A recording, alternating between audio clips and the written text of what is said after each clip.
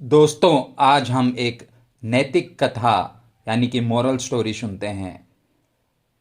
कहानी की शीर्षक है गुरु कृपा और उनकी अनंत महिमा कैसे आती है उसके बारे में। एक गांव में एक बड़ा ही प्रसिद्ध गांव था। उस गांव में एक गुरु रहा करते थे जिनका नाम था शंकरा। उनके वो बहुत बड़े आचार्य रहा उस जमाने के रहा करते थे। उनके 4 शिष्य थे। उन चारों शिष्य में एक शिष्य का नाम था त्रोटका, दूसरे शिष्य का नाम था हस्तमालका और तीसरे शिष्य का नाम था सुरेश्वरा और सबसे लास्ट शिष्य का नाम था पद्मपादा। तो ये चारों शिष्य गुरु के प्रिय थे और चारों शिष्य गुरु को बहुत मानते थे और रोज जो भी कथा और पाठ गुरु सिखाया करते थे उसको दिल लगा के सुनते और सीखते थे।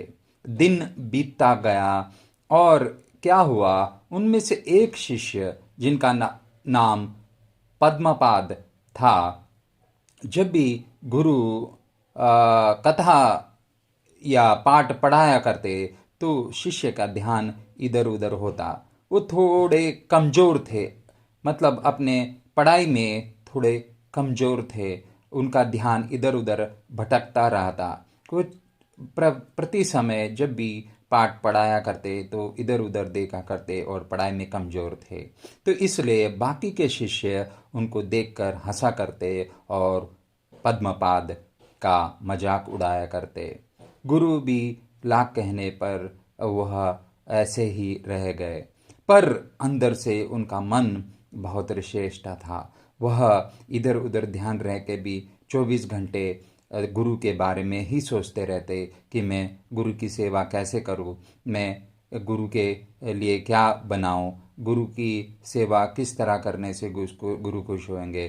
तो सुबह जल्दी उठते और आश्रम की साफ सफाई करते और गुरु के हाथ पांव दबाते रात को सोते समय। इस तरह वो गुरु के प्रति अनंत भाव से वो कृतज्ञ और गुरु सेवा में अपने आप को निछावर कर दिए। पर पाठ पढ़ाई में उनका ध्यान नहीं लगता, बाकी के शिष्यों की तरह नहीं थे। तो इसी तरह वह गुरु उनको समझाते कि तुम्हें सीखना जरूरी है, पर उनका मन नहीं लगा करता। इसको देख के बाकी के शिष्य उनका मजाक उड़ाया करते। एक दिन क्या हुआ, वह शिष्य पद्मपाद अपने गुरु के कपड़े लेकर नदी के किनारे उनको धोने के लिए गया। तो अचानक क्या हुआ कि बहुत बुरी तरह से बाढ़ आ गया। तो वह पद्मपाद उन कपड़ों को लेके एक पेड़ के नीचे रुक गए। बाढ़ के रुकने तक तो काफ़ी देर हो चुका था, समय हो चुका था। गुरु को का स्नान खत्म होने के बाद गुरु को कपड़ा धारण करना था।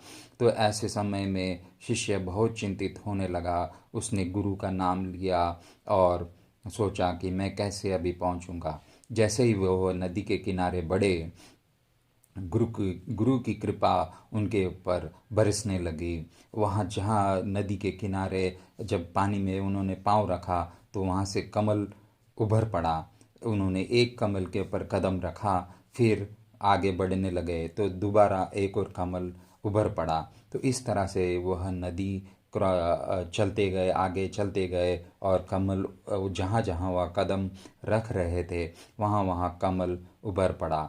ऐसे करते करते करते वह नदी को पार कर लिया। तो इससे यह पता लगा कि गुरु की कृपा के महिमा के वजह से उनका मन जो उधर था, तो वह नदी भी, प्रकृति भी उनका साथ देने लगे। वह नदी पार करके गुरु के पास आके गुरु के चरणों में उन्होंने अपना सारी कहानी बताई। तब से उनका नाम पड़ गया पद्मपादा। पद्म मतलब लोटस, मतलब कमल का फूल, और उसमें उन्होंने कदम रख के पार किया करके उनका नाम पद्मपादा करके पड़ा। इस कथा से हमको यह